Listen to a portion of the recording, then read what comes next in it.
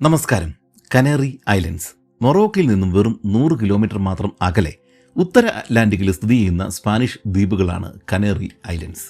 യൂറോപ്പിലെയും ഉത്തര ആഫ്രിക്കയിലെയും കപ്പലുകൾ അറ്റ്ലാന്റിക്കിലേക്ക് കടക്കുന്ന കവാടത്തിൽ തന്നെ സ്ഥിതി ചെയ്യുന്നുണ്ടാവണം പുരാതന കാലം മുതലേ കപ്പൽ യാത്രികരുടെ ഇടത്താവളമായിരുന്നു ഈ ദ്വീപുകൾ. അറ്റ്ലാന്റിക്കിലൂടെയുള്ള നീണ്ട യാത്രയ്ക്ക് മുമ്പ് ഭക്ഷണവും ശുദ്ധജലവും ഇവിടെ നിന്നാണ് കപ്പൽ യാത്രികർ സംഭരിച്ചിരുന്നത്.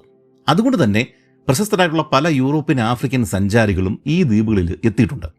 നമ്മുടെ വീഡിയോകളിൽ ഏറ്റവും കൂടുതൽ തവണ പരാമർശിക്കപ്പെട്ടുള്ള പേരാണ് കനേറി ഐലൻഡ്സ്. ഒട്ടനവധി ചെറു ദ്വീപുകളും 7 വലിയ ദ്വീപുകളുമാണ് ഇതിൽ ഉൾപ്പെടുന്നത്. അക്കൂട്ടത്തിൽ ഏറ്റവും വലുതാണ് ടെനറിഫ് അല്ലെങ്കിൽ ടെനറിഫെ എന്ന ദ്വീപ്. ഈ ദ്വീപിനെക്കുറിച്ചുള്ള ഒരു ലേഖനം വായിക്കുന്ന കൂട്ടത്തിലാണ് ഭൂമിയിൽ ഏറ്റവും ഉയരം കൂടിയ വോൾക്കാനോകളിൽ ഒന്ന് ടെനറിഫയിൽ തന്നെയാണ് ഉള്ളതെന്ന് മനസ്സിലാവുന്നത്.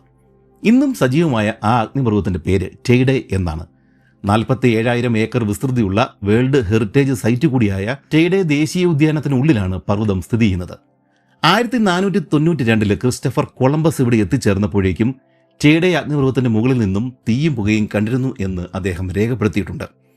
ടെയ്ഡെ അഗ്നിപർവ്വതത്തിൻ്റെ ഫോട്ടോകൾ തിരയുന്ന സമയത്താണ് പണ്ട് ആരോ വരച്ച ഒരു ചിത്രം എൻ്റെ കണ്ണിലുടക്കിയത്. 1867 വരയ്ക്കപ്പെട്ട ചിത്രത്തിൻ്റെ കളർ കോപ്പി ലണ്ടൻ ന്യൂസിൽ വന്നതാണ് ഞാൻ കണ്ടത്. ആ ചിത്രത്തിന്റെ ഭംഗി മാത്രമല്ല, ചിത്രത്തിൽ കാണപ്പെട്ട ഒരു പൊരുത്തക്കേടും എന്റെ ശ്രദ്ധയിൽപ്പെട്ടിരുന്നു. മൗണ്ട് ടെയ്ഡയുടെ കൊടുമുടി ചിത്രത്തിൽ കാണുന്നത് അത്രയും കൂർത്ത രൂപത്തിലുള്ളത് അല്ല. സത്യത്തിൽ ആ മലയുടെ മുകളിൽ ഒരു ഗർത്തമാണ് ഉള്ളത്. മഞ്ഞുകാലത്ത് പക്ഷേ അത് മൂടപ്പെടുമെങ്കിലും ആ സമയത്ത് പോലും പർവ്വതത്തിന്റെ അഗ്രഭാഗത്തിന് ഇത്രയും ഉയരമോ ഷാർപ്നെസ്സോ ഉണ്ടാവില്ല. അപ്പോൾ ഈ ചിത്രം ആര് വരച്ചു, എന്തുകൊണ്ട് ഈ മാറ്റം ഉണ്ടായി എന്നതായി അടുത്ത ചോദ്യം. ആദ്യ ചോദ്യത്തിന്റെ ഉത്തരം ഹെൻറി ഓസ്ബറി ലൂസൺ എന്നായിരുന്നു, ഒരു ബ്രിട്ടീഷ് സൈനിക ഉദ്യോഗസ്ഥൻ. അദ്ദേഹം എന്തിനാണ് മൗണ്ട് ടെയ്ഡയുടെ മുകൾ ഭാഗം ഇങ്ങനെ മാറ്റിയത് എന്ന ചോദ്യത്തിന്റെ ഉത്തരം ടെനറിഫെ ദ്വീപിലെ ഒരു എഴുത്തുകാരന്റെ ബ്ലോഗിൽ നിന്നാണ് ലഭിച്ചത്. താൻ വരച്ച ചിത്രത്തിന്റെ മനോഹാരിത വർദ്ധിപ്പിക്കുവാനും ചിത്രത്തിലെ ഒബ്ജക്റ്റുകളുടെ പ്രൊപ്പോർഷൻസ് ശരിയാക്കുവാനും വേണ്ടിയിട്ടുമാണ് ലൂസൺ കൊടുമുടിയുടെ അഗ്രഭാഗത്തിനെ കുറിച്ച് മിനുക്ക് പണികൾ നടത്തിയത്. 1867 ഒരു കഴുതപ്പുറത്തേറിയാണ് ഹെൻറി ഓസ്ബറി ലൂസൺ ടെയ്ഡെ അഗ്നിപർവ്വതത്തിന്റെ മുകളിൽ എത്തിച്ചേർന്നത്.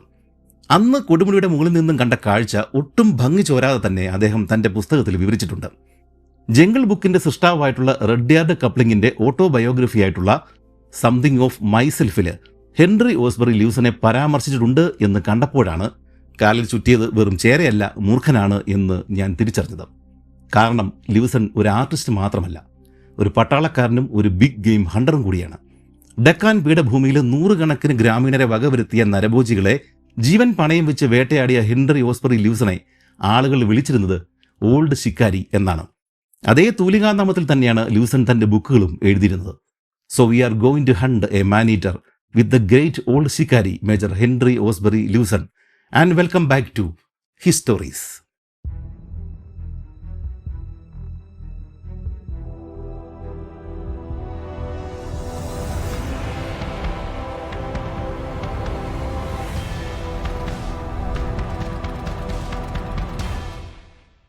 നമ്മളൊക്കെ ലോകത്തിന്റെ പല ഭാഗങ്ങളിലുള്ള ചരിത്രവും കഥകളും ഒക്കെ കേൾക്കുകയും അറിയുമൊക്കെ ചെയ്യുന്നതിൻ്റെ ഉദ്ദേശം അറിവ് വർദ്ധിപ്പിക്കുവാനും അതുവഴി പേഴ്സണൽ ഗ്രോത്ത് ഉണ്ടാക്കുവാനും വേണ്ടിയാണ്. പക്ഷേ ജീവിതം മെച്ചപ്പെടണമെന്നുണ്ടെങ്കിൽ അറിവിന്റെ വളർച്ചയോടൊപ്പം സാമ്പത്തിക വളർച്ച കൂടി ഉണ്ടാവണം. അതുകൊണ്ടാണ് നമ്മൾ അധ്വാനിച്ചുണ്ടാക്കുന്ന പണം കുറച്ചെങ്കിലും ഗ്രോത്ത് ഉള്ള നല്ല സ്ഥലങ്ങൾ നോക്കി നിക്ഷേപിക്കണം എന്ന് പറയുന്നത്. ഇനി നിക്ഷേപിക്കുന്ന പണം നഷ്ടപ്പെട്ടു പോകുമോ എന്നുള്ള ഭയമുണ്ടെങ്കിൽ ക്യാപിറ്റൽ ഗ്യാരണ്ടീഡായി, അതായത് നിങ്ങൾ ഇൻവെസ്റ്റ് ചെയ്യുന്ന പണം 1 രൂപ പോലും മച്യൂരിറ്റിയിൽ നഷ്ടപ്പെടാതെ തിരികെ കിട്ടുന്ന രീതിയിൽ ടാക്സ് ഇളവോടുകൂടി തന്നെ നിക്ഷേപിക്കാം. ICICI പ്രൊഡൻഷ്യൽ ലൈഫ് ഇപ്പോൾ അത്തരത്തിൽ ഒരു അവസരം ഒരുക്കുന്നുണ്ട്. അവരുടെ നിഫ്റ്റി ആൽഫ 50 ഇൻഡെക്സ് ഫണ്ട് എന്ന NFOയിൽ നമുക്ക് സെപ്റ്റംബർ 5 വരെയും നിക്ഷേപിക്കാം. അതിനുള്ള ലിങ്ക് ഡിസ്ക്രിപ്ഷനിലും കമന്റിലും കൊടുത്തിട്ടുണ്ട്. നിങ്ങളെ കൊണ്ടാകുന്ന എത്ര വലിയ തുകയും ഈ NFOയിൽ നിക്ഷേപിക്കാം. NAV 10 രൂപയാണ്. ഈ NFOയുടെ ഇൻഡെക്സ് കഴിഞ്ഞ 5-10 വർഷത്തിൽ 32.8%, 21% CAGR റിട്ടേൺസ് ആണ് നൽകിയിട്ടുള്ളത്. നിങ്ങൾ ഈ ഒരു ഇൻഡെക്സ് പ്രകാരം 2015 ഒരു 10 ലക്ഷം രൂപ നിക്ഷേപിച്ചിരുന്നുവെങ്കിൽ ഇന്നത് 68 ലക്ഷം രൂപയായി തിരികെ കിട്ടുമായിരുന്നു. കൂടാതെ മാസം പ്രീമിയത്തിന്റെ 120 ഇരട്ടി ലൈഫ് കവറും നിങ്ങൾക്ക് ലഭിക്കും. പിന്നെ വർഷം 2.5 ലക്ഷം രൂപ വരെ നിക്ഷേപിക്കുന്നവർക്ക് അതിൽ നിന്നും കിട്ടുന്ന ലാഭത്തിന് ഭാവിയിൽ ടാക്സും നൽകേണ്ടി വരില്ല. പ്രവാസികൾക്കൊക്കെ കഴിയുമെങ്കിൽ മാസം 18,000 രൂപയൊക്കെ നിക്ഷേപിച്ചാൽ 2 കോടിയൊക്കെ റിട്ടേൺ സാധ്യത ഇവിടെ പറയുന്നുണ്ട്. പിന്നെ മറക്കേണ്ട, സെപ്റ്റംബർ 5 വരെയാണ് ഈ NFOയിൽ ഇൻവെസ്റ്റ് ചെയ്യാനായിട്ട് അവസരം ഉണ്ടായിരിക്കുക. ഡിസ്ക്രിപ്ഷനിലും കമന്റ് ബോക്സിലും കൊടുത്തിരിക്കുന്ന ലിങ്കിലൂടെ മലയാളത്തിൽ കസ്റ്റമർ കെയർ സൗകര്യവും ലഭിക്കും. വേണമെങ്കിൽ അവരുടെ ഏജന്റ് വീട്ടിൽ നേരിട്ട് തന്നെ വന്ന് സംസാരിക്കുകയും ചെയ്യും. അല്ലെങ്കിൽ ഇപ്പോൾ സ്ക്രീനിൽ കാണുന്ന QR കോഡ് സ്കാൻ ചെയ്താലും മതി. വർഷം 1840. ഇന്നത്തെ തെലങ്കാനയിലെ മൽക്കാപൂർ എന്ന ഗ്രാമം. ഹൈദരാബാദിൽ നിന്നും 2 ദിവസത്തെ യാത്ര എന്നാണ് ല്യൂസൺ എഴുതിയിട്ടുള്ളത്. ഹൈദരാബാദിലെ ഏതോ ഒരു ബീഗം അല്ലെങ്കിൽ രാജകുടുംബത്തിൽപ്പെട്ട ഒരു വനിതയ്ക്കും അവരുടെ മകൾക്കും അകമ്പടിയായിട്ട് പോയ നാട്ടുകാരും ബ്രിട്ടീഷുകാരും അടങ്ങുന്ന ഒരു ചെറു സൈന്യത്തിലാണ് ല്യൂസൺ ഇപ്പോഴുള്ളത്. അക്കാലത്ത് തങ്ങളെ അനുകൂലിക്കുന്ന രാജകുടുംബാംഗങ്ങളുടെ സുരക്ഷയ്ക്കായിട്ട് അവരുടെ സ്വന്തം സൈനികരുടെ കൂടെ ബ്രിട്ടീഷ് പട്ടാളവും അനുഗമിക്കുന്ന പതിവ് ഉണ്ടായിരുന്നു.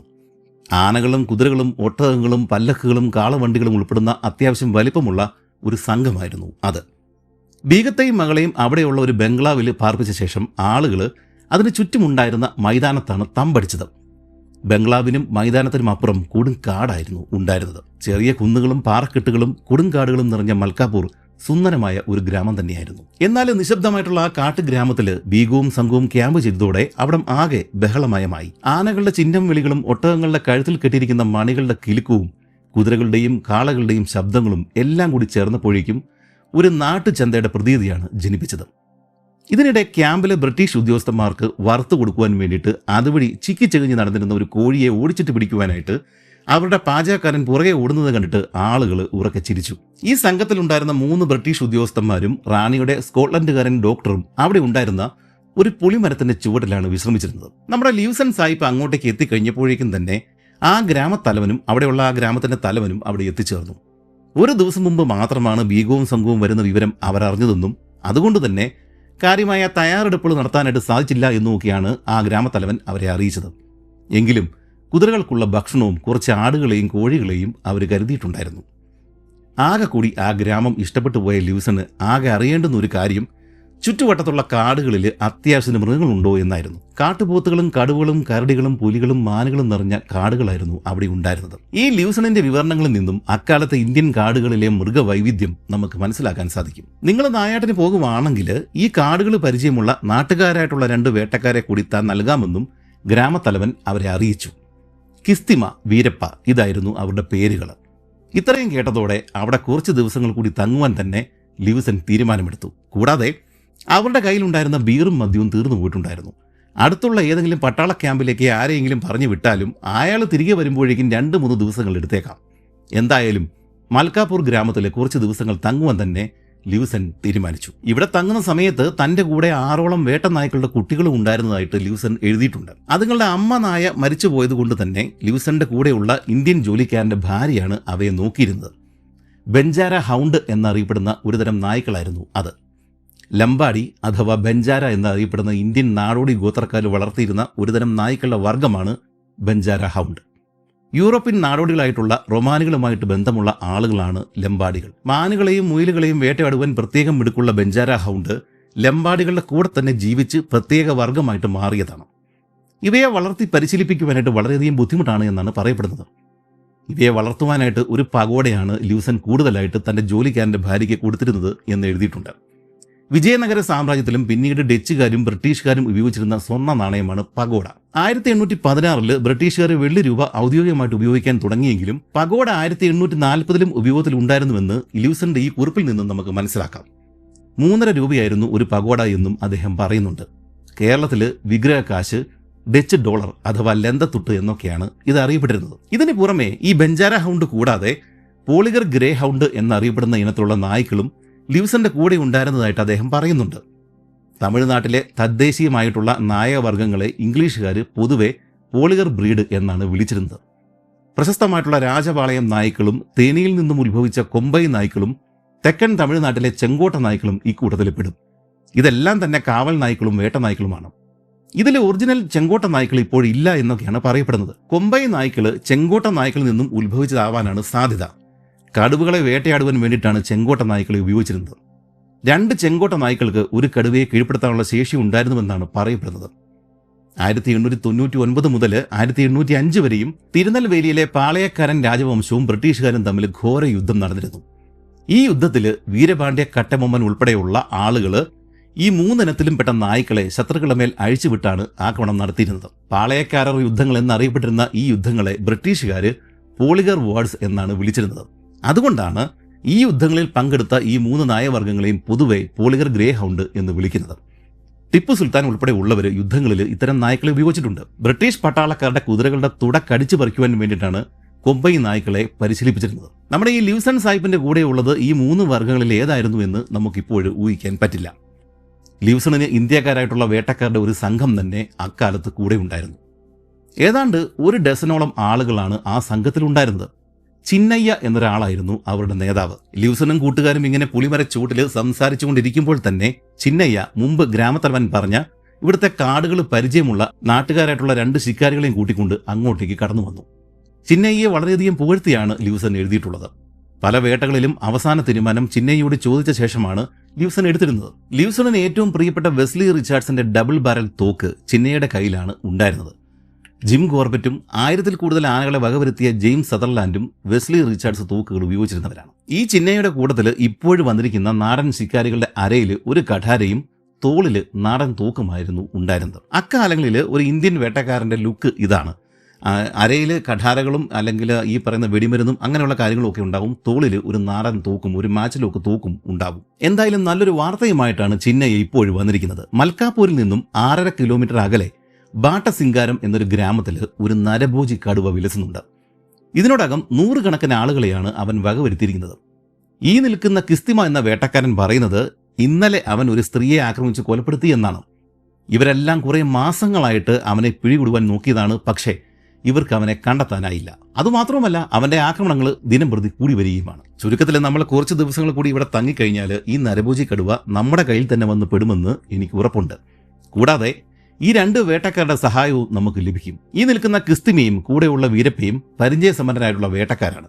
ഇന്നലെയാണ് അവരൊരു ചീറ്റയെ വകവരുത്തിയത്. ചിന്നയ്യ ഇപ്പോൾ പറഞ്ഞ ഈ ഒരു സ്റ്റേറ്റ്മെന്റിൽ നിന്നും അക്കാലത്ത് 1840 ഇന്നത്തെ ഹൈദരാബാദ് റിംഗ് റോഡിന്റെ ഭാഗങ്ങളിൽ ചീറ്റകൾ ഉണ്ടായിരുന്നുവെന്ന് നമുക്ക് മനസ്സിലാക്കാം. എന്തായാലും ഒരു നരഭോജിയെ തന്നെ വകവരുത്താനുള്ള അവസരം കിട്ടുമെന്ന് ഓർത്തപ്പോഴേക്കും ലിവ്സണ് ആവേശമായി. അതുകൊണ്ട് കുറച്ച് കൂടുതൽ ദിവസങ്ങൾ ഇവിടെ തന്നെ തങ്ങുവാനായിട്ട് അദ്ദേഹം തീരുമാനമെടുത്തു. ഇനി നരഭോജി കടുവയെക്കുറിച്ച് കൂടുതൽ വിവരങ്ങൾ അറിയണം. അതിനായിട്ട് ബാട്ടസിംഗാരം ഗ്രാമത്തിലേക്ക് പോകുവാനായിട്ട് അദ്ദേഹം ചിന്നയ്യയെ ചുമതലപ്പെടുത്തി. ചിന്നയ്യയും ലിവ്സണിന്റെ വേട്ട സംഘവും അവിടെ ചെന്നിട്ട് ഗ്രാമവാസികളുടെ സഹായത്തോടെ കടുവയുടെ പോക്കും വരവും സ്ഥിരമായിട്ട് കാണപ്പെടുന്ന സ്ഥലങ്ങളും കണ്ടെത്തണം. അതിനായി ഗ്രാമീണർക്ക് എന്തെങ്കിലും സമ്മാനങ്ങളൊക്കെ കൊടുത്താലും കുഴപ്പമൊന്നുമില്ല. പക്ഷേ നമ്മുടെ കൂട്ടത്തിലുള്ള ഒരാളും ഒരു മാനിനെയോ മയിലിനെ പോലുമോ വെടിവെക്കുവാനായിട്ട് പാടില്ല. കൂട്ടം തെറ്റി നടന്ന് കടുവയുടെ കാൽപ്പാടുകൾ മായിച്ച് കളയാതിരിക്കുവാനും പ്രത്യേകം ശ്രദ്ധിക്കണം. താനും കിസ്തിമയും, ഇപ്പോൾ വന്ന ആ നാടൻ വേട്ടക്കാരൻ കിസ്തിമയും ബ്രേക്ക്ഫാസ്റ്റ് കഴിച്ച ശേഷം അങ്ങോട്ടേക്ക് വരുന്നതായിരിക്കും. ഇതാണ് നമ്മുടെ ഈ ലിവ്സൺ സാഹിബ് ചിന്നയ്യയോട് പറഞ്ഞത്. ഇത്രയും ചിന്നയ്യയോട് പറഞ്ഞ ശേഷം ലിവ്സൺ തിരിഞ്ഞു നിന്നിട്ട് തന്റെ ഫ്രണ്ട്സിനോട് ചോദിച്ചു, കേട്ടല്ലോ, ഞാൻ ഒരു മാൻ ഈറ്ററെ തേടി പോവുകയാണ്. ആരൊക്കെയാണ് എൻ്റെ കൂടെ വരുന്നത്? ഇത് കേട്ടതോടെ സംഘത്തിലെ ഡച്ച് ഡോക്ടർ ഒഴികെയുള്ള ബാക്കിയുള്ള എല്ലാ ആൾക്കാരും ലിവ്സണിന്റെ കൂടെ വരുവാനായിട്ട് തയ്യാറായി. ഡോക്ടർ വരാത്തതിന്റെ കാരണം ക്യാമ്പിന്റെ കാര്യങ്ങൾ നോക്കുവാനായിട്ട് ഇവിടെ ഒരാൾ നിൽക്കേണ്ടത് ആവശ്യമാണ്.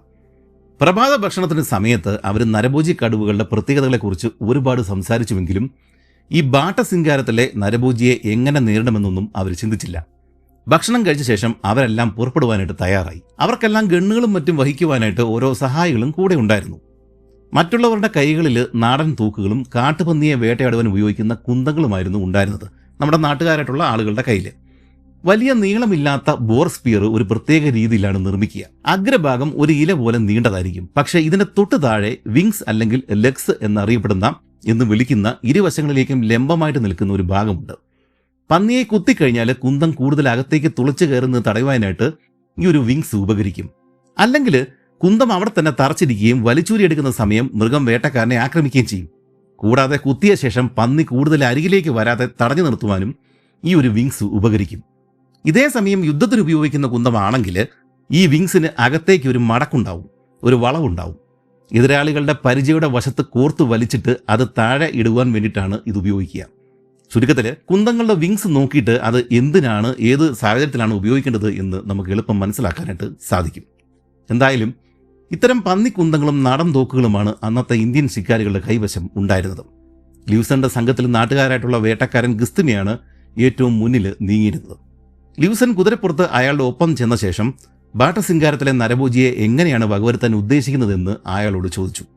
താൻ ഒട്ടനവധി നരഭോജി കടുവകളെയും പുലികളെയും നേരിട്ടിട്ടുണ്ടെങ്കിലും ഈ ഒരു കടുവ അതീവ സൂത്രശാലിയാണ് എന്നാണ് കിസ്തിമ പറഞ്ഞത്. വേട്ടയാടപ്പെടുന്ന മൃഗം ബുദ്ധിയുള്ളതാണെങ്കിൽ വേട്ടക്കാരൻ അതിലും തന്ത്രശാലിയായിരിക്കണം. ഈ കടുവ മനുഷ്യനെയാണ്, ബുദ്ധിയുള്ള മനുഷ്യനെ മാത്രമാണ് ഇരയാക്കുന്നത്. അതിനാൽ അവൻ ബുദ്ധിമാനാണ്. അവനെ കൊല്ലണമെന്നുണ്ടെങ്കിൽ നാം അതിൽ കൂടുതൽ ബുദ്ധി പ്രയോഗിക്കേണ്ടി വരും. ആടിനെയോ കാളയോ ഇരയാക്കി ഇവനെ കൊടുക്കുവാൻ സാധ്യമല്ല. കാരണം അവൻ അവയെ തൊടുക പോലുമില്ല. ഈയിടെയാണ് അവൻ കാലികളെ നോക്കുന്ന ഒരാളെ കൊണ്ടുപോയത്. അയാളെ അല്ലാതെ ആ കാലിക്കൂട്ടത്തിൽ നിന്നും ഒന്നിനെ പോലും അവൻ ഉദ്രവിച്ചിട്ടില്ല. അതുമാത്രമല്ല, അവനെ കണ്ടെത്തുവാനും ബുദ്ധിമുട്ടാണ്. ഞാൻ അവൻ്റെ കാൽപ്പാടുകൾക്ക് പുറകെ മൈലുകൾ നടന്നിട്ടുണ്ട്. പക്ഷെ കണ്ടത് ആകെ ഒരേ ഒരു തവണ മാത്രമാണ്. എനിക്ക് തോന്നുന്നത് അവൻ 2 രാത്രികളിൽ കൂടുതൽ ഒരേ സ്ഥലത്ത് തന്നെ തങ്ങില്ല എന്നാണ്. ഈ കടുവ കഴിഞ്ഞ 6 മാസങ്ങൾക്കുള്ളിൽ 40ഓളം ആളുകളെയാണ് കൊന്നിരിക്കുന്നത്. അതിൽ തന്നെ 16 ആളുകൾ തപാൽ ജീവനക്കാരാണ്. ഗ്രാമങ്ങളിലേക്കുള്ള കത്തുകളൊക്കെയായിട്ട് ഒറ്റപ്പെട്ട കാട്ടുപാതകളിലൂടെയാണ് അവർ സഞ്ചരിക്കാറ്. കടുവയെ ഭയന്ന് അവരിപ്പോൾ ഒറ്റയ്ക്ക് പോകാറേയില്ല. കയ്യിൽ കത്തുകളും മറ്റും അടങ്ങുന്ന 5-6 ബാഗുകൾ ഇവരുടെ കൈവശം സദാസമയവും കാണും. തങ്ങളുടെ വരവറിയിക്കുന്ന ഒരു മണി ഇവർ സാധാരണ കൊണ്ടു നടക്കാറുണ്ട്. ആ മണിയുടെ ശബ്ദത്തിൽ നിന്നുമാണ് കടുവ ഇവരുടെ നീക്കങ്ങൾ തിരിച്ചറിയുന്നത്. അതുകൊണ്ട് തന്നെ തപാൽ ജീവനക്കാർ ഇപ്പോൾ മണി ഉപേക്ഷിച്ചിട്ട് കടുവയെ ഭയപ്പെടുത്തുവാൻ വേണ്ടിയിട്ട് കയ്യിൽ പടക്കങ്ങൾ കരുതിയിട്ടാണ് നടക്കുന്നത്. കൂടാതെ സാധാരണ നടക്കുന്ന വഴികൾ മാറിയാണ് അവരിപ്പോൾ സഞ്ചരിക്കുന്നത്. ഒരിക്കൽ ഞാൻ ഈ കടുവയുടെ കാൽപ്പാടുകൾ പിന്തുടർന്ന് പോയതാണ്. മൈലുകൾ മാറി ഒരിടത്ത് അവൻ വെള്ളം കുടിക്കുന്ന ഭാഗമാണ് ഞാൻ കണ്ടത്. എന്നാൽ തോക്കെടുത്ത് ഉന്നം വയ്ക്കുന്നതിന് മുമ്പ് തന്നെ കാറ്റിന്റെ ഗതി മാറുകയും എന്റെ ഗന്ധം അവന് പിടികിട്ടുകയും ചെയ്തു. അതോടുകൂടി അടുത്ത നിമിഷം അവൻ അടുത്തുള്ള കാട്ടിലേക്ക് കയറി മറയുകയും ചെയ്തു. വൈകുന്നേരം സൂര്യൻ അസ്തമിക്കാറായപ്പോഴാണ് ഞാൻ ആ നരഭൂജിയെ കണ്ടത്. അതുകൊണ്ട് തന്നെ ആകെ കൂടി മങ്ങിയ ഒരു മഞ്ഞ നിറമാണ് അവനുള്ളത് എന്നാണ് എനിക്ക് തോന്നിയത്. ദേഹത്തുള്ള കറുത്ത പാടുകൾ ശരിക്ക് തെളിഞ്ഞു കാണുവാനും സാധിച്ചില്ല. ഇത്രയും കേട്ടതോടെ ലൂസൻ ക്രിസ്തുമയോട് പറഞ്ഞു, നമ്മൾ ഗ്രാമത്തിൽ എത്തിച്ചേരുമ്പോൾ തന്നെ അവിടുത്തെ പോലീസ് മേധാവിയോട് കാടിളക്കുവാനുള്ള ആളുകളെ തയ്യാറാക്കുവാനായിട്ട് പറയുക. നാളെ അതിരാവിലെ തന്നെ എല്ലാവരും തയ്യാറായിരിക്കണം. ഇന്ന് നമ്മൾ കടുവയുടെ ഏറ്റവും പുതിയ കാൽപ്പാടുകൾ കണ്ടെത്തി അത് പിന്തുടർന്ന് അവന്റെ നീക്കങ്ങളെക്കുറിച്ച് ഒന്ന് പഠിച്ചു വെക്കാം. ഭാഗ്യമുണ്ടെങ്കിൽ ഇന്ന് തന്നെ അവനെ തീർക്കാനും സാധിക്കും. അവരങ്ങനെ സംസാരിച്ചുകൊണ്ടിരിക്കുമ്പോൾ തന്നെ ബാട്ടസിംഗാരം ഗ്രാമം കുറച്ച് ദൂരെയായിട്ട് തെളിഞ്ഞു കാണുവാൻ തുടങ്ങി. കിസ്തിമ ഉടൻ തന്നെ വേഗത്തിൽ മുന്നേ നടന്നിട്ട് ഗ്രാമത്തലവനെ വിവരം അറിയിക്കുവാൻ വേണ്ടിയിട്ട് പോവുകയും ചെയ്തു. ലൂസനും കൂട്ടരും ഗ്രാമത്തിൽ ചെന്ന് കുതിരപ്പുറത്തു നിന്നും ഇറങ്ങി ഒരു പുളിമരച്ചൂട്ടിൽ ഇരിപ്പുറപ്പിച്ചു. ഗ്രാമത്തിലെ പോലീസ് സ്റ്റേഷന്റെ മുന്നിലായിരുന്നു അത്. ഗ്രാമത്തലവൻ ഉടൻ തന്നെ അവിടെ എത്തുകയും നരഭോജി കടുവ തന്റെ ഗ്രാമത്തിൽ വിതച്ച നാശങ്ങളെക്കുറിച്ച് വിവരിക്കുകയും ചെയ്തു. അയാളോട് നാളെ രാവിലെ കുറേയേറെ ആളുകളെ തയ്യാറാക്കി നിർത്തുവാനായിട്ട് പറഞ്ഞ ശേഷം ലൂസൻ കുറച്ച് ആളുകളെയും കൂട്ടിയിട്ട് ഒരു കിണറിന്റെ അരികിലേക്ക് നീങ്ങി. ഗ്രാമത്തിൽ നിന്നും ഏകദേശം 130 മീറ്റർ മാറിയാണ് ആ കിണറുണ്ടായിരുന്നത്.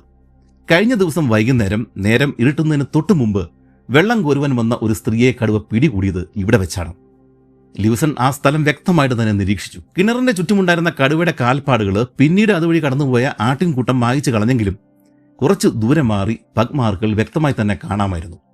കൂടാതെ ഉണങ്ങിയ രക്തക്കറിയും കൊഴിഞ്ഞുപോയ നീളൻ മുടികളും അവർക്ക് അവിടെ നിന്നും ലഭിച്ചു. ഇതിനു പുറമെ അവിടെ ഉണ്ടായിരുന്ന കുറ്റിച്ചെടികൾ അമർന്ന് ഒടിഞ്ഞു നിൽക്കുന്നതും ലൂസന്റെ ശ്രദ്ധയിൽപ്പെട്ടിരുന്നു.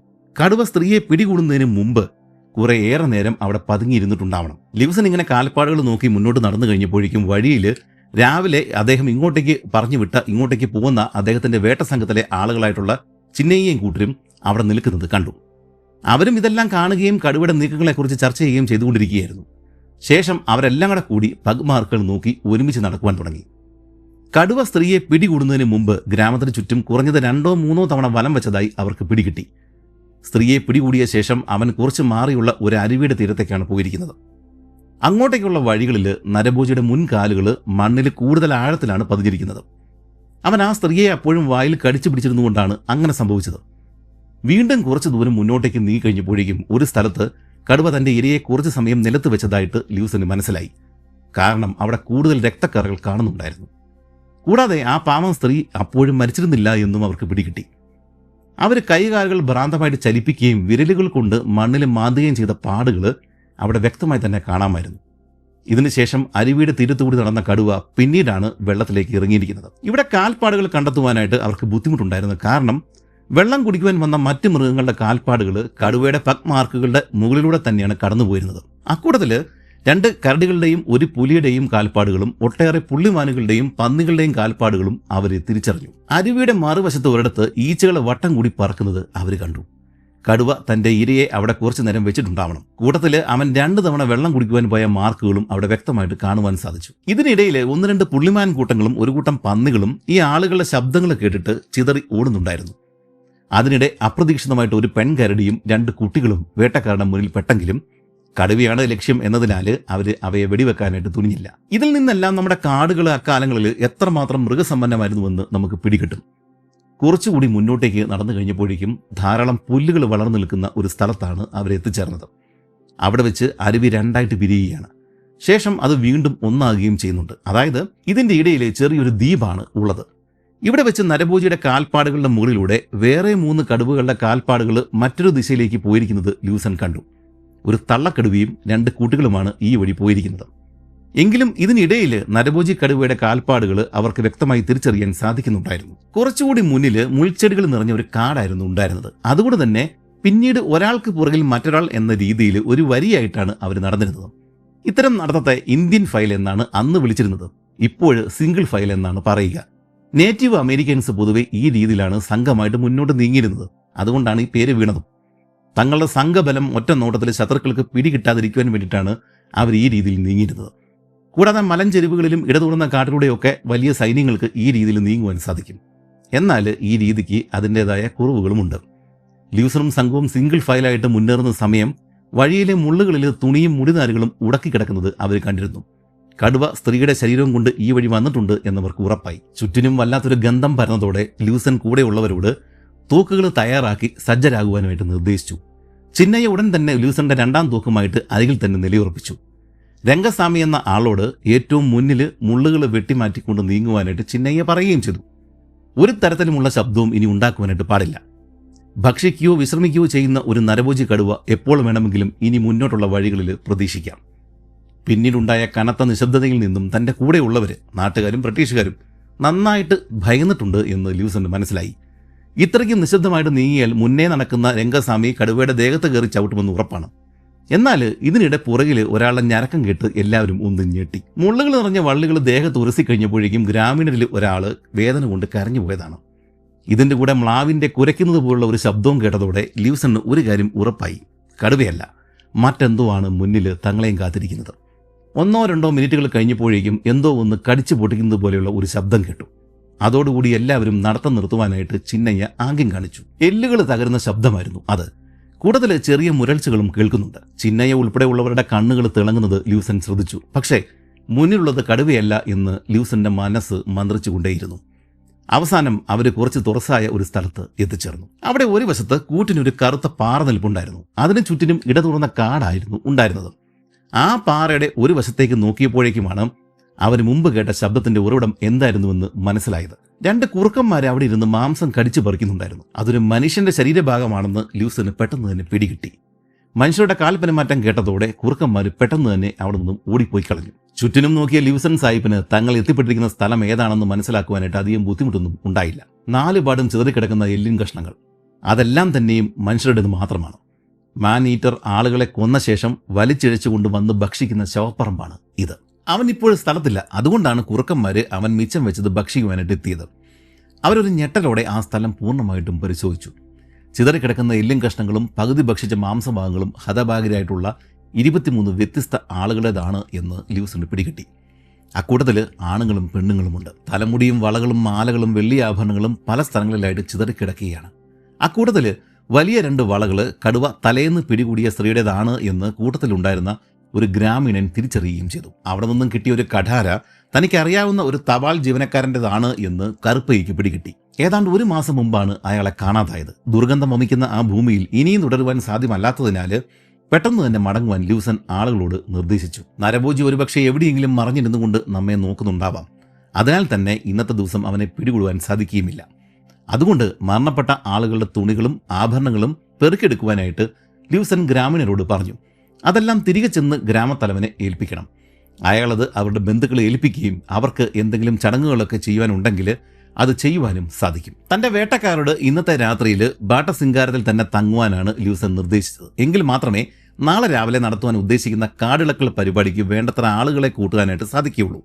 എന്നാൽ ഇതിനിടെ ഒരു മുയലിനെ പോലും വെടിവെക്കരുത് എന്ന് ലൂസൻ അവരെ പ്രത്യേകം ഓർമ്മിപ്പിച്ചു. അവസാനം ലൂസനും കൂട്ടരും മൽക്കാപൂർ ഗ്രാമത്തിലേക്ക് മടങ്ങുകയും ചെയ്തു.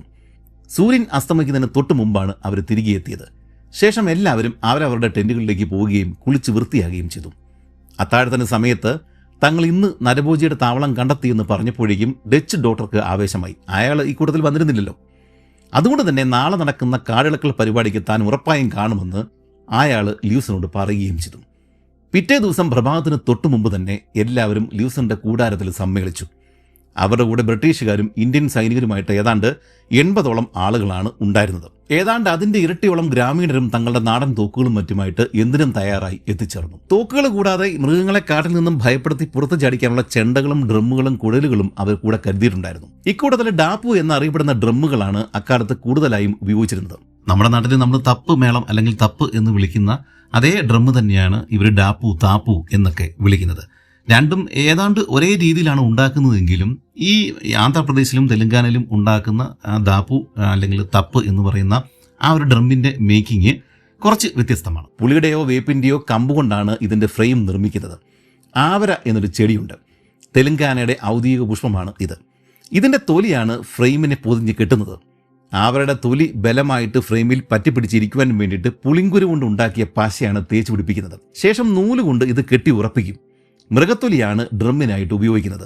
ആദ്യമേ തന്നെ പശുവിന്റെ ചാണകം, ചാരം, കക്ക തുടങ്ങിയവ ഉപയോഗിച്ചിട്ട് തുകല് വൃത്തിയാക്കും. ഇതിനുശേഷം ഈ തുകല് മൃദുവാക്കുന്നതിന് വേണ്ടിയിട്ട് ഈ ആവര ചെടിയുടെ തൊലിയോ പൂക്കളോ ഒക്കെ ഇട്ട് തിളപ്പിച്ച വെള്ളം ആ ലായനിയിൽ ദിവസങ്ങളോളം മൂടി വെക്കും. ഈ ലായനിയിൽ അടങ്ങിയിരിക്കുന്ന ടാനിൻ തുകലിലെ പ്രോട്ടീൻസുമായിട്ട് പ്രതിപ്രവർത്തിച്ച് തുകലിനെ മൃദുവാക്കുകയും കാലക്രമേണ ബലമുള്ളതാക്കി മാറ്റുകയും ചെയ്യും.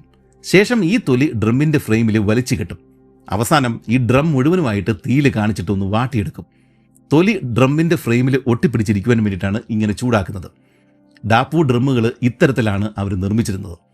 ഇത് കൊട്ടുവാനായിട്ട് 2 വടികളാണ് ഉപയോഗിക്കുന്നത്. ഇതിൽ വണ്ണം കൂടി നീളക്കുറവുള്ള വടി വലത്ത് കൈയിലും വണ്ണം കുറഞ്ഞ് നീളക്കുറവുള്ള വടി ഇടത്ത് കൈയിലുമാണ് പിടിക്കുക. ഇതിൽ നിന്ന് വ്യത്യസ്തമായിട്ടാണ് നമ്മുടെ നാട്ടിലെ തപ്പുകൾ നിർമ്മിക്കുന്നത്. അതിൻ്റെ ഒരു വീഡിയോ ഞാൻ ഡിസ്ക്രിപ്ഷനിൽ ചേർത്തിട്ടുണ്ട്. ഇത് നിർമ്മിക്കുന്ന വിധം അത് ആവശ്യമുള്ളവർക്ക്, താല്പര്യമുള്ളവർക്ക് പോയി കാണാവുന്നതാണ്. ഇങ്ങനെ സകലവിധ സന്നാഹങ്ങളും ഒക്കെ ആയിട്ട് 100 കണക്കിന് ആളുകൾ ഉൾക്കൊള്ളുന്ന ആ സംഘം ബാട്ടസിംഗാരം ഗ്രാമത്തിലേക്ക് യാത്രയായി. അവരവിടുത്തെ പോലീസ് സ്റ്റേഷന്റെ മുന്നിൽ എത്തിക്കഴിഞ്ഞപ്പോഴേക്കും അവരെയും കാത്ത് ആ ഗ്രാമത്തിലും തൊട്ടടുത്തുള്ള ഗ്രാമങ്ങളിലുള്ള ആളുകൾ തോക്കുകളും മറ്റുമായിട്ട് കാത്തു നിൽപ്പുണ്ടായിരുന്നു. ചിലരുടെ കൈകളിൽ കുന്തവും വാളുകളും ഒക്കെയാണ് ഉണ്ടായിരുന്നത്.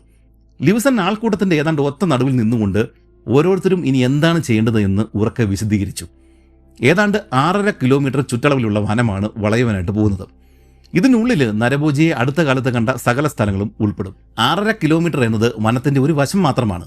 മറുഭാഗത്ത് വലിയൊരു പുഴയാണ് ഉള്ളത്. ഒഴുക്കും ആഴക്കൂടുതലും ഉള്ളതുകൊണ്ട് തന്നെ കടുവ ഒരിക്കലും അത് മറികടക്കുവാൻ ശ്രമിക്കില്ല. ഇനി അവനതിന് ശ്രമിച്ചാൽ തന്നെ പുഴയുടെ മറുഭാഗത്ത് നാടൻ തോക്കുകളൊക്കെ ആയിട്ട് നിരനിരയായിട്ട് നാട്ടുകാരായിട്ടുള്ള വേട്ടക്കാരെ ലിവിസൺ വിന്യസിച്ചിട്ടുണ്ട്.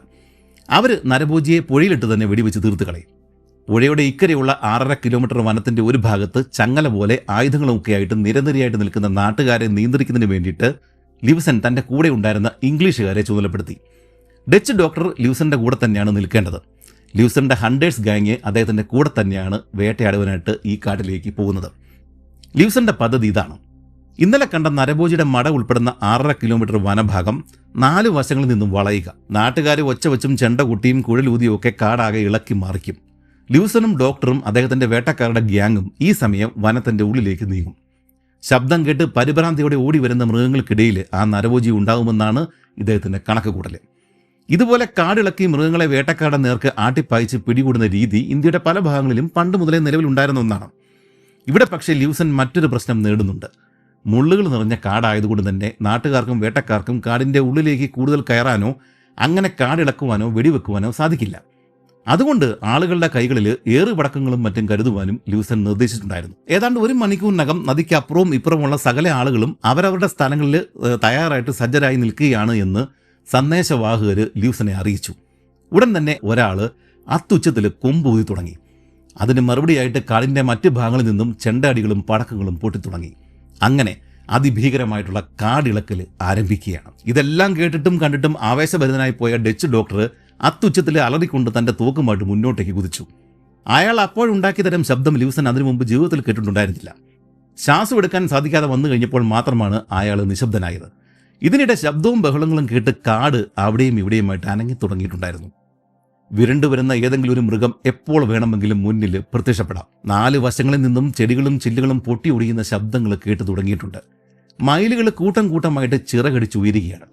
കൂറ്റൻ മരത്തലപ്പുകൾ വഴി പേടിച്ചിരണ്ട കുരങ്ങുകൾ ശബ്ദമുണ്ടാക്കിക്കൊണ്ട് അതിവേഗം പായുന്നുണ്ട്.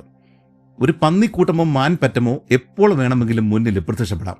അടുത്ത നിമിഷം വലിയൊരു കരടിയും 2 കുട്ടികളും തങ്ങളുടെ നേർക്ക് പാഞ്ഞു വരുന്നതാണ് അവർ കണ്ടത്. ഇത് കണ്ട് പേടിച്ചുപോയ നമ്മുടെ ഡച്ച് ഡോക്ടർ ഒരു കുട്ടിക്കരടിയുടെ നേർക്ക് തോക്കെടുത്ത് വെടിവെക്കുന്നതും അതിന്റെ റീകോയിൽ ശക്തിയിൽ പുറകോട്ട് മറിഞ്ഞു വീഴുന്നതുമാണ് ലിവ്സൺ കണ്ടത്. അത് കണ്ടതോടെ കലിമൂത്ത തള്ളക്കരടി വീണ് കിടക്കുന്ന ഡോക്ടറുടെ നേർക്ക് പാഞ്ഞെടുത്തു. അപകടം മനസ്സിലാക്കിയ ലിവ്സൺ അതിന്റെ ഷോൾഡർ തന്നെ ലക്ഷ്യം വെച്ച് വെടിവെക്കുകയും അത് കരണം മറിഞ്ഞ് വീഴുകയും ചെയ്തു. തള്ളക്കരടിയും ഒരു കുട്ടിയും കൊല്ലപ്പെട്ടെങ്കിലും രണ്ടാമത്തെ കുട്ടിയെ ഗ്രാമീണര് ജീവനോടെ പിടികൂടി. ലിവ്സൺ തോക്ക് വീണ്ടും നിറച്ച ശേഷം ഡോക്ടറോട് ഇനി അങ്ങോട്ട് വല്ല മാനിനെയോ മുയലിനെയോ ഒക്കെ വെടിവെച്ചാൽ മതിയെന്ന് ഉപദേശിക്കുകയും ചെയ്തു. എന്നാൽ വളർച്ചയെത്താത്ത കരടിയെ വെടിവെച്ചത് വലിയൊരു കാര്യമായിട്ട് തന്നെയാണ് ഡോക്ടർ പരിഗണിച്ചത്. അതോടുകൂടി താൻ ലിവ്സന്റെ ഒപ്പം നിൽക്കാവുന്ന ഒരു ബിഗ് ഗെയിം ഹണ്ടറായി മാറിയെന്ന് പോലും ഒരു നിമിഷം അയാൾ തെറ്റിദ്ധരിച്ചു. താനൊരു കരടിയെ വെടിവെച്ച് വീഴ്ത്തിയെന്ന് അയാൾ കൂടെയുള്ള ഇന്ത്യൻ ശിക്കാരികളോട് ഉറക്കെ വിളിച്ചു പറയുന്നുണ്ടായിരുന്നു. ഇങ്ങനോട് ഇനിയൊന്നും പറഞ്ഞിട്ട് കാര്യമില്ല എന്ന് മനസ്സിലാക്കിയ നമ്മുടെ ചിന്നയ്യ ഡോക്ടറുടെ തോക്ക് വീണ്ടും റീലോഡ് ചെയ്ത് കൊടുക്കുകയും ചെയ്തു. ഒരു കൊച്ചുകുട്ടിയെ പോലെ അയാൾ തുള്ളിക്കളിച്ച് ചാടിപ്പോകുന്നത് കണ്ട് ലിവ്സന് ചിരി പൊട്ടി. ഇതേസമയം കാടിന്റെ മറ്റ് ഭാഗങ്ങളിൽ നിന്നും അലർച്ചകളും വെടിവെച്ചുകളും കേൾക്കുന്നുണ്ടായിരുന്നു. ആ ഭാഗങ്ങളിൽ കാവൽ നിൽക്കുന്ന ഇംഗ്ലീഷുകാരും ഇന്ത്യൻ വേട്ടക്കാരും കാര്യമായിട്ട് തന്നെ പണിയെടുക്കുന്നുണ്ട്. അടുത്ത നിമിഷം ഒരാൾ ഓടി വന്ന് 3 കടുവകളെ കണ്ടതായിട്ട് റിപ്പോർട്ട് ചെയ്തു. ആരോ വെച്ച വെടിയിൽ ഒന്നിന് കാര്യമായിട്ട് പരിക്ക് പറ്റിയിട്ടുമുണ്ട്. പക്ഷേ ഇപ്പോഴ് വലിയൊരു പുൽക്കൂട്ടത്തിന്റെ ഇടയിലേക്കാണ് അവർ കയറിപ്പോയിരിക്കുന്നത്. ലിവ്സൺ തലേ ദിവസം പോയ അരുവി 2ആയിട്ട് പിരിയുന്ന സ്ഥലത്താണ് ഒരാൾ പൊക്കത്തിൽ പുല്ലുകൾ വളർന്നു നിൽക്കുന്നത്. ലിവ്സൺ ഉടൻ തന്നെ പടക്കങ്ങൾ കൈവശമുള്ള 3 പേരെയും കൂട്ടി കടുവകളെ കണ്ട ഭാഗത്ത് കാവൽ നിൽക്കുന്ന ഇംഗ്ലീഷുകാരന്റെ അരികിൽ എത്തിച്ചേർന്നു. അയാൾ കടുവകൾ പോയ വഴി ലിവ്സന് കാട്ടിക്കൊടുക്കുകയും ചെയ്തു. കാൽപ്പാടുകൾ കണ്ട ലിവ്സന് ഒരു കാര്യം മനസ്സിലായി. തലേ ദിവസം നരഭോജി കടുവയുടെ കാൽപ്പാടുകൾക്ക് മീതെ കണ്ട 3 കടുവകളുടെ അടയാളങ്ങൾ തന്നെയാണ് ഇത്. ഒരു പെൺകടുവയും 2 കുട്ടികളും. ഇന്നലെ കണ്ട ദ്വീപിലാണ് അവരിപ്പോഴും അഭയം തേടിയിരിക്കുന്നത്. ഏതാണ്ട് 1/2 ഏക്കറോളം വിസ്തൃതിയുള്ള പുല്ലുകൾ നിറഞ്ഞ ഒരു തുരുത്തായിരുന്നു അത്. ലിവ്സൺ ഉടൻ തന്നെ ഡോക്ടറെയും മറ്റു ചില ആളുകളെയും പുഴയുടെ മറുകരയിൽ കാവൽ നിൽക്കുവാൻ ചുമതലപ്പെടുത്തി. അവർക്ക് അവിടെ നിന്നാൽ തുരുത്ത് മുഴുവനായിട്ട് കാണുവാൻ സാധിക്കും. ലിവ്സന്റെ ഉള്ളിലേക്ക് കയറുമ്പോഴേക്കും കടുവകൾ പുറത്തേക്ക് ചാടിയാൽ അവരാണ് കൈകാര്യം ചെയ്യേണ്ടത്. ഇത്തരം കാടിളക്കൽ പരിപാടിയിൽ സംഘത്തിൽ തന്നെ ഉള്ളവർക്ക് വെടിയെടുക്കുന്നത് പതിവാണ്. അത് ഒഴിവാക്കുവാൻ വേണ്ടിയിട്ടാണ് ലിവ്സൺ കാവൽക്കാരെ ചുമതലപ്പെടുത്തിയിരിക്കുന്നത്. ഇതിനുശേഷം നമ്മുടെ ചിന്നയ്യ കയ്യിലിരുന്ന ഫ്ലിന്റ് സ്റ്റോൺ എടുത്തിട്ട് സ്റ്റീലിൽ ഉരച്ചിട്ട് തീ ഉണ്ടാക്കിയിട്ട് തുരുത്തിലെ ഉണക്കപ്പുല്ലുകൾക്ക് തീ കൊളുത്തി. ഇതൊക്കെ ഭീകരമായ അല്ലെങ്കിൽ ക്രൂരമായ പ്രവൃത്തികളായിട്ട് ഇപ്പോൾ നമുക്ക് തോന്നിയേക്കാം. എന്നാൽ കാടും നാടും ഇടവിട്ട് കിടന്നിരുന്ന അക്കാലങ്ങളിൽ മൃഗങ്ങളോട് യുദ്ധം ചെയ്ത് ജീവിച്ചിരുന്ന മനുഷ്യർക്ക് ഇതൊക്കെ അവരുടെ ജീവിതത്തിന്റെ ഭാഗമായിരുന്നു. മൃഗങ്ങളോട് പടവെട്ടി കാട് നാടും നാട് നഗരവുമായി മാറിക്കഴിഞ്ഞപ്പോഴേക്കുമാണ് മൃഗങ്ങളെ സംരക്ഷിച്ചേക്കാമെന്ന് നമുക്ക് തോന്നി തുടങ്ങിയത്. കാട്ടിൽ കിടക്കുന്ന കടുവയോടും ടിവിയിൽ കാണുന്ന കടുവക്കുട്ടികളോടും നമുക്ക് സ്നേഹമുണ്ടാവും. പക്ഷേ ഇവയെല്ലാം വീടിന്റെ പിന്നാമ്പുറത്തെത്തിയാൽ കഥ മാറും. ചുരുക്കത്തിൽ കാട്ടുമൃഗങ്ങൾ വീടിന്റെ മുന്നിൽ തന്നെ ഉണ്ടായിരുന്ന ഒരു കാലഘട്ടത്തിലെ ചരിത്രമാണ് നമ്മൾ ഇപ്പോഴും കേട്ടുകൊണ്ടിരിക്കുന്നത്. മൃഗസ്നേഹമെന്ന വാക്ക് കേട്ടുകേൾവി പോലും ഇല്ലാതിരുന്ന ഒരു കാലം. കിഴറ്റിൻകരയിൽ നിന്നുപോലും ആളുകളെ കടുവകൾ സ്ഥിരമായി ആക്രമിക്കുന്ന ഒരു കാലം. കാട്ടിൽ കൂടി നടന്നല്ലാതെ മറ്റൊരു ഗ്രാമത്തിലേക്കോ നഗരത്തിലേക്കോ പോകുവാൻ സാധിക്കാതിരുന്ന ഒരു കാലം. കുഴിച്ചു വെക്കുന്നതൊക്കെയും മൃഗങ്ങൾ അപ്പാടെ നശിപ്പിച്ചു കഴിഞ്ഞാൽ കുഞ്ഞു കുട്ടികൾ ഉൾപ്പെടെയുള്ളവർ പട്ടിണി കിടന്നിരുന്ന ഒരു കാലം. ഇന്നത്തെ മീറ്റർ വെച്ച് അളന്നാൽ ആ കാലഘട്ടത്തിന്റെ അളവ് ഒരിക്കലും നമുക്ക് കിട്ടില്ല. ഇന്നത്തെ തെറ്റുകൾ പലതും പണ്ടത്തെ ശരികളായിരുന്നു എന്ന് മനസ്സിലാക്കിയാൽ പിന്നെ ഇതൊക്കെ കേൾക്കുമ്പോഴുള്ള ആ ഒരു ബുദ്ധിമുട്ടുകൾ കുറേയൊക്കെ ഒഴിവായി കിട്ടും. നമുക്ക് ചിന്നയ്യയുടെയും ലിവ്സന്റെയും അരയിലേക്ക് മടങ്ങി വരാം. പുല്ലുകൾക്ക് തീയിട്ട ശേഷം ലിവ്സൺ തുരുത്തിലെ ഒരു പ്രത്യേക സ്ഥലത്തേക്ക് മാറി നിന്നു. അവിടെയുള്ള പുല്ലുകൾ ഒഴിഞ്ഞു നിലം പറ്റിയാണ് കിടന്നിരുന്നത്. കടുവകൾ ആ വഴിയാവാം ഉള്ളിലേക്ക് കയറി പോയിട്ടുണ്ടാവുക. തീയുടെ അതിഭീകരമായിട്ടുള്ള ചൂടേറ്റാൽ അവറ്റകൾ പുറത്തേക്ക് ഇതുവഴി തന്നെയാവാം തീരത്തേക്ക് വരിക. സകലരും തോക്കുകൾ ദ്വീപിലേക്ക് ലക്ഷ്യം വെച്ച് ക്ഷമയോടെ തന്നെ കാത്തുനിന്നു. പുല്ലുകൾ ഏതാണ്ട് പകുതിയോളം കത്തി തീർന്നിട്ടും പ്രത്യേകിച്ചൊന്നും സംഭവിച്ചില്ല. ഒരൊറ്റ മേഘം പോലും ഇല്ലാതിരുന്ന ആകാശത്തേക്ക് കട്ടിയുള്ള കറുത്ത പുക തൂണുപോലെ ഉയർന്നു പൊങ്ങി. കടുക് പൊട്ടിക്കുന്ന ശബ്ദത്തോടെ ഉണക്ക പുല്ലുകൾ കത്തി അമരുകയാണ്. അടുത്ത നിമിഷം ഒരു പെൺകടുവയും ഒരു കുട്ടിക്കടുവയും വലിയൊരു അലർച്ചയോടെ പുലുകൾക്കിടയിൽ നിന്നും തീരത്തേക്ക് ചാടിയിറങ്ങി. മറുകരയിൽ കാത്തുനിന്നിരുന്ന ഇന്ത്യൻ ശിക്കാരികളുടെ തോക്കുകൾ ഗർജിച്ചു. എന്നാൽ കടുവയുടെ അലർച്ചയുടെ കൂട്ടത്തിൽ തന്നെ ഒരു മനുഷ്യന്റെ നിലവിളി ശബ്ദം കൂടി കേട്ടതോടെ ലിവ്സന് അപകടം മണത്തു. പ്രതികാരദാഹിയായി മാറിയ കടുവ ഇവരുടെ കൂട്ടത്തിലെ കുതിരകളുടെ സൂക്ഷിപ്പുകാരന്റെ ദേഹത്തേക്കാണ് ചാടി വീണിരിക്കുന്നത്. ഭയന്നു പോയിരുന്ന അയാള് കൂട്ടത്തിൽ നിന്നും കുറച്ച് മാറി ഒറ്റയ്ക്കാണ് നിന്നിരുന്നത്. കടുവയുടെ ആക്രമണത്തിൽ അയാളുടെ പാദം മുതൽ തുട വരെയുള്ള മാംസം അപ്പാടെ വേർപെട്ട് പോയിട്ടുണ്ടായിരുന്നു. ലിവ്സൺ ഓടി ചെല്ലുമ്പോഴേക്കും അയാൾ നിശ്ചലനായി കിടക്കുന്നതാണ് കണ്ടത്. കടുവ അയാളുടെ മുകളിലാണ് നിന്നിരുന്നത്. ലിവ്സന്റെ ശബ്ദം കേട്ടതോടെ അവൾ വട്ടം തിരിയുകയും അയാളെ ആക്രമിക്കുവാനായിട്ട് ഒരുമ്പിടുകയും ചെയ്തു. എന്നാൽ പരിചയസമ്പന്നനായിട്ടുള്ള ലിവ്സന് ആ ഒരു നിമിഷം മാത്രം ധാരാളമായിരുന്നു. തൊട്ടടുത്ത് നിന്ന് കൃത്യം തലയ്ക്ക് തന്നെയാണ് ലിവ്സൺ വെടിയുതിർത്തത്. വലിയൊരു അലർച്ചയോടെ ആ പെൺകടുവ അവിടെ തന്നെ ചത്തുവീണു. ആ മൃഗത്തിന്റെ വായിൽ നിന്നും മൂക്കിൽ നിന്നും അപ്പോഴും രക്തം പുറത്തേക്ക് ഒഴുകുന്നുണ്ടായിരുന്നു. കുതിരനോട്ടക്കാരന് അപ്പോഴും ഒരു തരി ജീവൻ ബാക്കിയുണ്ടായിരുന്നതായിട്ട് തോന്നി. എന്നാൽ പ്രതീക്ഷയ്ക്ക് വകയുണ്ടായിരുന്നില്ല. കടുവയുടെ ആദ്യ പ്രഹരത്തിൽ തന്നെ അയാളുടെ തലയുടെ ഒരു ഭാഗം പൂർണ്ണമായും തകർന്നു പോയിട്ടുണ്ടായിരുന്നു. ഏതാനും നിമിഷങ്ങൾക്കകം അയാളുടെ അനക്കം പൂർണ്ണമായും നിലച്ചു. കുറച്ച് ഗ്രാമീണരോട് ഉടൻ തന്നെ അയാളുടെ ശരീരം ഗ്രാമത്തിലേക്ക് കൊണ്ടുപോകാനായിട്ട് ലൂസൻ നിർദ്ദേശിച്ചു. ഇതിനിടെ കടുവക്കൂട്ടുകളിൽ ഒന്നിനെ തന്റെ നാടൻ തോക്കുപയോഗിച്ച് ഒരു ഇന്ത്യൻ ശിക്കാരി വീഴ്ത്തിയിട്ടുണ്ടായിരുന്നു. ഇതിനു മുമ്പ് തന്നെ പരിക്കേറ്റിരുന്ന രണ്ടാമത്തെ കടുവക്കൂട്ടി പുലികൾക്കിടയിൽ അനക്കമറ്റ് കിടപ്പുണ്ട്. ലൂസന്റെ കൂടെ ഉണ്ടായിരുന്ന ഒരു ഇംഗ്ലീഷുകാരന്റെ സഹായിയായിരുന്നു ഇപ്പോൾ കടുവയുടെ ആക്രമണത്തിൽ കൊല്ലപ്പെട്ട മനുഷ്യൻ. വർഷങ്ങളായി തന്റെ കൂടെ തന്നെ ഉണ്ടായിരുന്ന ആളായിരുന്നുകൊണ്ട് തന്നെ ആ ഇംഗ്ലീഷുകാരന് അയാളുടെ മരണം വലിയ ബുദ്ധിമുട്ടുണ്ടാക്കി. എന്നാൽ ലൂസൺ ഇതൊന്നും ചിന്തിച്ചു നിൽക്കുവാൻ സമയമില്ല. നരഭോജി ഇപ്പോഴും കാടിന്റെ ഉള്ളിൽ ഉണ്ടെങ്കിൽ അവന് രക്ഷപ്പെടാനുള്ള സാധ്യത ഇനിയുമുണ്ട്. ലൂസനും കൂട്ടരും ഇന്നലെ കണ്ട അവന്റെ സങ്കേതത്തിലേക്ക് അസ്ഥികൾ കൂടിക്കിടന്നിരുന്ന ആ ഒരു സ്ഥലത്തേക്ക് സാവധാനം നീങ്ങി. പെട്ടെന്ന് നീൽഗായി എന്ന ഒരു നീലക്കാളയും 2 കുട്ടികളും പുറത്തേക്ക് ചാടി വന്നു. ഇന്ത്യയിലെ ഏറ്റവും വലിയ ആന്റിലോപ്പാണ് നീൽഗായി. കൂട്ടത്തിൽ മുതിർന്നത് വെടിയേറ്റ് വീണെങ്കിലും കുട്ടികൾ മറുഭാഗത്തേക്ക് ഓടി രക്ഷപ്പെട്ടു. ഇതിനിടെ കറുപ്പയുടെ വെടിയേറ്റ് ഒരു ചീറ്റയും കൊല്ലപ്പെട്ടിരുന്നു. കിസ്തുമിയും തന്റെ നാടൻ തോക്കി ഉപയോഗിച്ച് മറ്റൊരു ചീറ്റയെ വകവരുത്തിയിട്ടുണ്ടായിരുന്നു. ഇതിനിടെ കാടിന്റെ 4 ഭാഗങ്ങളിൽ നിന്നും ഉള്ളിലേക്ക് കയറി വന്നിരുന്ന വേട്ടക്കാർ തമ്മിലുള്ള അകലം കുറഞ്ഞു വന്നു. ഇനി വെടിവെക്കുന്നത് ശ്രദ്ധിച്ചില്ലെങ്കിൽ മറുഭാഗത്തുള്ള ആളുകളുടെ ദേഹത്താവും കൊള്ളുക. ഉടനെ അത്യാവശ്യം വലിപ്പമുള്ള ഒരു കടുവ കാടിന്റെ ഉള്ളിൽ പ്രത്യക്ഷപ്പെട്ടു. മരങ്ങൾ കുറവുള്ള ഒരു തെളിഞ്ഞ ഭാഗത്താണ് അവനിപ്പോൾ നിൽക്കുന്നത്. അവൻ നിൽക്കുന്നതിന് പുറകിലൂടെ ഒരു കൂട്ടം ആളുകൾ, ഗ്രാമീണര് ചെണ്ട കൂട്ടി നടന്നു വരുന്നുണ്ട്. ലക്ഷ്യം തെറ്റിയാൽ അവർക്കാവും വെടികൊള്ളുക. അതുകൊണ്ട് തന്നെ ലൂസൻ ഉന്നം പിടിച്ച് ക്ഷമയോടെ കാത്തുനിന്നു. കടുവയുടെ പുറകിൽ നിന്നും ആളുകൾ മാറിയ ആദ്യ സെക്കൻഡിൽ തന്നെ ലൂസൻ വെടിപൊട്ടിച്ചു. പരിചയസമ്പന്നനായ ആ ശിക്കാരിക്ക് തെറ്റിയില്ല. അത് പൂർണ്ണ വളർച്ചയെത്തിയ ഒരു ആൺകടുവയായിരുന്നു. എന്നാൽ അത് അവർ തേടിക്കൊണ്ടിരുന്ന നരഭോജിയായിരുന്നില്ല. അവസാനം 4 വശങ്ങളിൽ നിന്നും കാട്ടിലേക്ക് കയറിയ ശിക്കാരികൾ പരസ്പരം കണ്ടുമുട്ടിയതോടുകൂടി അന്നത്തെ വേട്ട അവസാനിച്ചു. 32 വലിയ മൃഗങ്ങളെയാണ് അന്ന് അവർ വേട്ടയാടിയത്. 2 വലിയ കടുവകൾ, 2 കുട്ടിക്കടുവകൾ, 4 ചീറ്റകൾ, 5 കരടികൾ. ഇതിൽ ഒരു കുട്ടിക്കരടിയെ ജീവനോടെ തന്നെയാണ് പിടികൂടിയിരിക്കുന്നത്. കൂടാതെ 5 മ്ലാവുകൾ, 4 പുള്ളിമാനുകൾ, 8 കാട്ടുപന്നികൾ, ഒരു മുള്ളംപന്നി, ഒരു നീൽഗായി. അങ്ങനെ ആകെ 32 മൃഗങ്ങൾ. രക്ഷപ്പെട്ടവ ഇതിന്റെ 3 ഇരട്ടിയോളം വരും. തെലങ്കാനയിലെ അന്നത്തെ കാടുകളിലെ മൃഗങ്ങളുടെ ജാതിയും എണ്ണവും ഒക്കെ ഈ കണക്കിൽ നിന്നും നമുക്ക് മനസ്സിലാക്കാം. ഗ്രാമങ്ങളിൽ നിന്നും ഏതാണ്ട് 200ഓളം ആളുകൾ വന്നാണ് ഈ മൃഗങ്ങളെ പല രീതികളിൽ ചുമന്നുകൊണ്ട് ഗ്രാമങ്ങളിലേക്ക് തന്നെ മടങ്ങിയത്.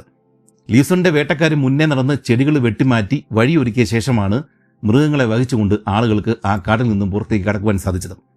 നരഭോജിയെ പിടികൂടാൻ സാധിച്ചില്ലെങ്കിലും ഇത്രയും മൃഗങ്ങളെ കിട്ടിയതിൽ ആളുകൾ സന്തുഷ്ടരായിരുന്നു.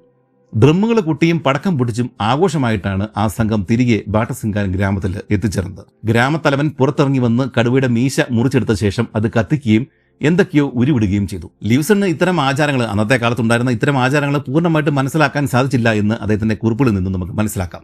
എന്തായാലും കഷ്ടതകൾ മറന്നിട്ട് അന്നത്തെ രാത്രി ആ ഗ്രാമത്തിലുള്ളവർ ആഘോഷിക്കുക തന്നെ ചെയ്തു. ശേഷം ലൂസനും സംഘവും മൽക്കാപൂർ ഗ്രാമത്തിലേക്ക് തന്നെ മടങ്ങി. മൽക്കാപൂരിലെ അവരുടെ ക്യാമ്പിൽ അന്നത്തെ രാത്രി ഭക്ഷണത്തിന് ശേഷം എല്ലാവരും കൂടിയിരുന്ന് സംസാരിക്കുന്ന വേളയിൽ മറ്റ് ഇംഗ്ലീഷുകാർ അവർക്കുണ്ടായിരുന്ന ഒരു സംശയം ലൂസനോട് ചോദിച്ചു. അവർ ഇന്ന് വെടിവെച്ച് വീഴ്ത്തിയ കടുവ തന്നെയാണോ മാനീറ്റർ എന്നതായിരുന്നു അവരുടെ ചോദ്യം. അഥവാ ആണെങ്കിലും അല്ലെങ്കിലും എന്താണ് ഇത്ര ഉറപ്പ്? എന്നാൽ നാട്ടുകാരൻ കൂടിയായിട്ടുള്ള വേട്ടക്കാരൻ കിസ്തുമയുടെ ഉറപ്പായിരുന്നു ലൂസന് വേണ്ടിയിരുന്നത്. തങ്ങൾ കൊന്നത് നരഭോജിയെ അല്ല എന്ന് മാസങ്ങളായി ആ കടുവയെ പിന്തുടരുകയും പഠിക്കുകയും ചെയ്തു വന്നിരുന്ന കിസ്തുമയ്ക്ക് ഉറപ്പായിരുന്നു. എന്നാൽ ലൂസന് അതിനേക്കാൾ വിശ്വാസമുള്ള ഒരാൾ അദ്ദേഹത്തിന്റെ വേട്ട സംഘത്തിൽ തന്നെ ഉണ്ടായിരുന്നു. ഗൂഗുലു എന്നായിരുന്നു അയാളുടെ പേര്. ഈ വിചിത്രമായ പേര് കേട്ട് കൂടെ ഉണ്ടായിരുന്നവർക്ക് ചിരിപൊട്ടി. ഇത്തരമൊരു പേര് ഇന്ത്യയിൽ വെച്ച് അവർ മുമ്പ് ഒരിക്കലും കേട്ടിട്ടുണ്ടായിരുന്നില്ല. ഇത് കണ്ട് ലൂസൻ പറഞ്ഞു, നിങ്ങൾ കരുതുന്ന പോലെ ഒരു സാധാരണ മനുഷ്യനല്ല അവൻ. ഡെക്കാനിലെ കാടുകളെക്കുറിച്ച് ഇത്രയ്ക്കും അറിയാവുന്ന ഒരാൾ എൻ്റെ അറിവിൽ വേറെയില്ല. ഒരിക്കൽ ഒരൊറ്റ കാൽപ്പാട് പോലും ഇല്ലാതിരുന്നിട്ടും ഒരു കരടിയെ അവൻ്റെ കഴിവുകൾ മാത്രം ഉപയോഗിച്ച് പിന്തുടർന്ന് കണ്ടെത്തിയവനാണ് ഗൂഗുലു. അപ്പോൾ അവൻ ചെറുപ്പം മുതലേ വേട്ടയാടുന്ന ആളാവണം. അതുകൊണ്ടാവും ഇത്രയ്ക്കും കഴിവുകളുള്ളത്.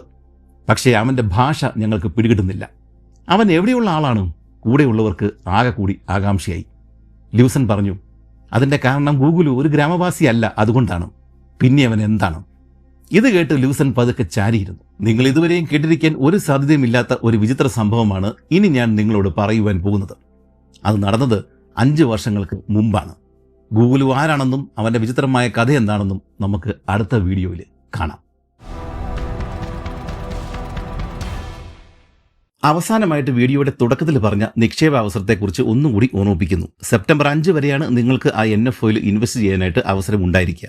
സമയം കുറവാണ്. ലിങ്ക് കമൻറ്റ് ബോക്സിലും ഡിസ്ക്രിപ്ഷനിലും കൊടുത്തിട്ടുണ്ട്. അതിൽ പോയി കാര്യങ്ങൾ വായിച്ചു മനസ്സിലാക്കി ഇൻവെസ്റ്റ് ചെയ്യാവുന്നതാണ്. അതല്ലെങ്കിൽ സ്ക്രീനിൽ കാണുന്ന ഈ ഒരു QR കോഡ് സ്കാൻ ചെയ്താലും മതി. നന്ദി, നമസ്കാരം.